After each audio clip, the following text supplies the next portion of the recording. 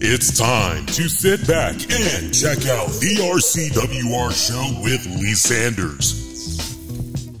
Get fun, in-depth coverage and analysis from the latest in professional wrestling in AEW, WWE, NWA, Impact Wrestling, or the world of entertainment.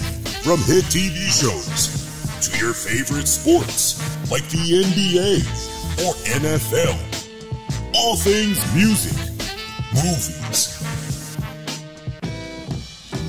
and beyond, while trying to make sense of this crazy world we live in.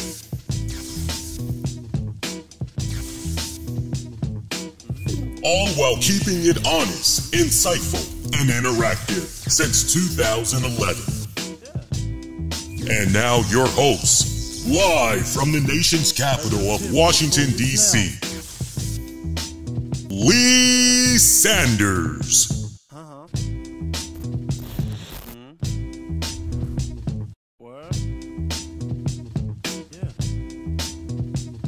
All right, so we are joined along with Jessie Jones of WOW Women of Wrestling. Jessie, how you doing? Thank you for taking the time out to do this. I'm doing great. Thanks for having me. Awesome. So we got a couple of weeks in the books now of new episodes of WOW Women of Wrestling back on the air and syndication. A lot of fans didn't think this moment would come, as it's been at least a 2-year hiatus, give or take. Did you ever think this day would come? I know for a lot of fans, there was uncertainty. I knew it was coming. The whole world shut down for 2 years. Y'all gonna be like, well, WOW shut down? No, the whole entire world shut down. The world opened back up and boom, WOW's back. Right. Yeah, right. I know, right? So you've had an opportunity now to work with the lovely AJ Mendez Brooks for WOW. She wears so many hats, as we all came to know from the press release and everything. But what's it been like for you to collaborate with her? Overall, what does her contributions mean to you and the women of WOW? I think I can speak for everybody when I say that we're eternally grateful to have AJ in our in our locker room.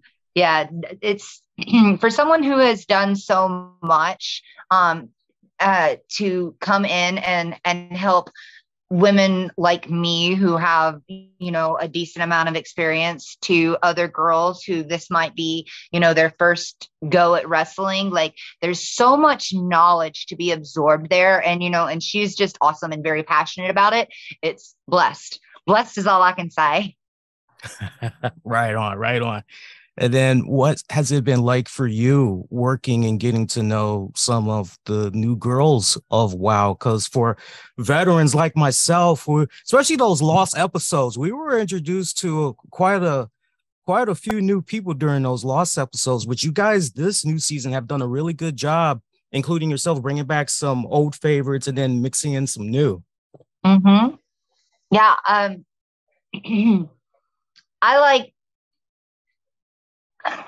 I'm trying to think of like the answer, like the question that I enjoy working with new girls.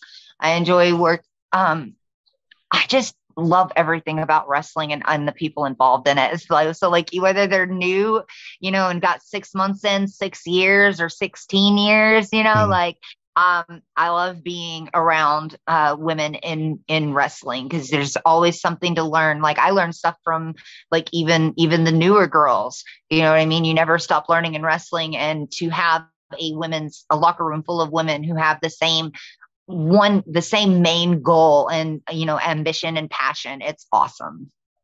So far, since I've been checking out the new season, the girls that have stood out to me as far as newcomers, and it's mainly because they're from right here in Washington, D.C., so I got to show them some love. Foxy Fierce and Commanda Spars, I've instantly become a favorite of theirs. Who's some of the girls that you feel fans, if they've been sleeping on them so far, they should really start paying attention to as the season progresses? Man, I can't name just a couple. Like these girls that have come in, they're all so unique. They all have so many different backgrounds, different stories. You've got Candy Crush, who was like an Olympian, and a boxer and all this stuff. I mean, Foxy Fierce is insanely athletic and has come up very, very fast. You shouldn't sleep on any of these girls, because all of these girls are superheroes and going to be superstars and household names. I would put money on it within like a very short period of time. As soon as everybody knows, it's going to be, yeah. I'm still bewildered. It's so crazy to start off. Like, I started wrestling in a little, like, literally the Memphis, Indiana flea market is where I had my first match. And I think there was 30 people there. And to go from that, over, 17 years being involved in wrestling, from managing to in ring, it's still surreal. Like, you couldn't have told 12-year-old me, who was watching the Monday Night Wars and stuff, screaming her head off for like Stone Cold or Mankind.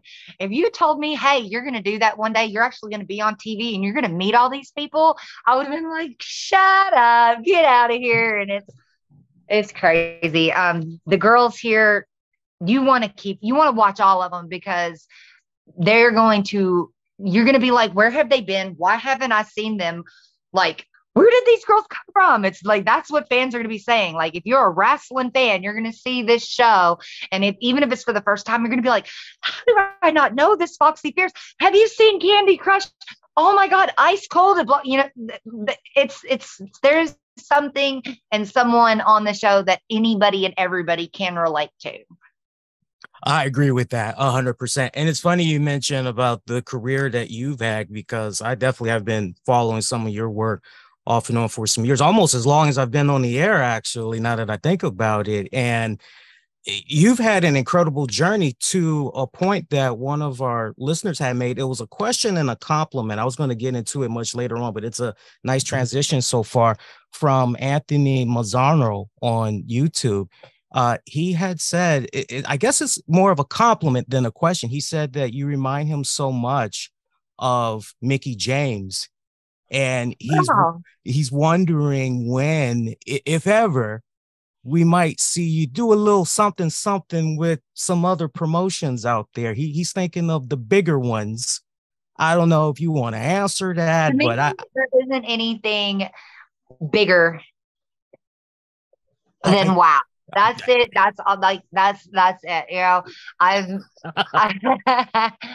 like you said, I've been around for a long time, and I know and have worked for, or been behind the scenes, or done something for just about anybody. And WOW is WOW compared to everything else. WOW. Okay. Like, it's for women. That's where you want to be. That's where you want to aspire to be. If I was a girl, if I could reverse time and go back to when I first stepped ringside in 2005, and WOW was around then, like it is now, like that would have been my goal, just on the show alone, and how they highlight it's women. When I was starting to wrestle and train and stuff like that, other companies didn't really have women's wrestling. They had women on the show, but they weren't really wrestling. They weren't given time to wrestle, and they were more of like a popcorn match, which matches the time that the TV time they were given wasn't even as long as it takes to cook a bag of popcorn, like going back. So I think that WOW is the big stage for women who want to be in wrestling. To your point, what does it mean to you personally, definitely professionally, to have such a great boss in David McLane, who, to your point, he's been one of the original spearheads of women's wrestling for such a long time, longer before those other promotions, those major 3 or 4, made it a trend? Yeah, David has been an advocate for women's wrestling forever, like ever since, Glow. and and the fact that he has someone as amazing as, you know, now Jeanie Buss, when she joined in, that's when it was really like women empowerment, and like and started getting a lot of attention, like started turning heads. I'm like, everybody was like, wait a minute, Jeanie Buss is involved with David McLean. What are they doing? They've got all these girls. They're doing an all women wrestling show. Is that going to work? Can the girls do this? Yes. Yeah, we can. Awesome. Hey, you guys been doing a great job at it so far. I love everything that you guys have been doing. Can you talk to me and educate the fans a little bit on how this Make Wrestling Great Again gimmick came about? Because I think it's one of the most killer freaking things going on right now, and has been for a couple of years. Yeah. Well, you know, I am a huge fan of old school wrestling. Like not since I was a kid. I don't watch anything recent. Like if you want to ask me what wrestling I'm watching ECW, I'm watching WCW, I'm watching like NWA, I'm watching Smoky Mountain Wrestling. I'm like, I enjoy the older wrestling because I think, you know, it was also much harder to get into and stuff like that. So the Make Wrestling Great Again is kind of like, I want wrestling to go away and go back to like it was in the time of Dusty Rhodes, in the time of Roddy Piper. Like, I want that old school wrestling back, and not just a whole bunch of girls who, I think at the time, like there was a lot of major companies hiring MMA fighters or Sports Illustrated models, or, you know, stuff like that. And they're like, hey, let's teach these people how to do a little bit of stuff and give them 2 minutes on TV to look hot. And I'm like, no, I don't like that. I don't like the flippy doos. I want everybody to respect wrestling, respect what goes into it, respect the dues that are paid by girls like me. I want to make wrestling great again. So that's where the whole like Make Wrestling Great Again is, like, make it back to like it was in the old days, you know? Yeah. Awesome. And Anthony from earlier, there's his part 2 question. I already know the answer to this because I got an idea, and maybe you can back me up on this during the Lost episodes. But his question, can the Jesse Jones character ever work as a baby face? Why or why not? I figure if I want to be nice, I can be nice. And if I don't, I won't. Y'all stick me out there in California. I'm from Kentucky. I don't fit in. I'm in a bad mood. Buffets or anything like that. I'm grumpy out there in California. And then as soon as I open my mouth and start talking, people automatically assume, oh, this girl's dumb or she's a redneck. Yeah, I'm a redneck, but they have like a bad portrayal of a redneck. Being a redneck's great where I'm from. We're completely self-sufficient. If we went to Armageddon, I'd go out in the woods and I'd be able to hunt. I'd be able to fish. I could grow my own garden. I'd be all right. You know, so like you put me in a place like California, I'm going to be grumpy. I'm probably going to be in a bad mood and I'm going to be mean to people. But if you bring, maybe we start, Wild starts traveling and we come out to Kentucky, I'm going to be happy to be around my friends. So I'll be a little bit nicer. I think you know what? I lived in California for a little bit and I was pretty grumpy, actually. I wanted to go home, so I can relate. Like, you know how Katy Perry says that I know a place where the grass is truly greener, and then she starts talking about California. And I'm like, they ain't got no grass out there. It's all dirt and astroturf, and they ain't got no trees. Like, they got shrubs and cactuses. Like, the whole you drive down and you see these beautiful mountains, or you can see the outline of beautiful mountains covered in smog. Of course, I'm in a bad mood. I want clean air and trees and nice scenery instead of dirt and death. I'm reminded of the song that was pretty popular at the time when I first moved to California. I don't know if you're familiar with the band, but it was an act called Tony, Tony, Tony.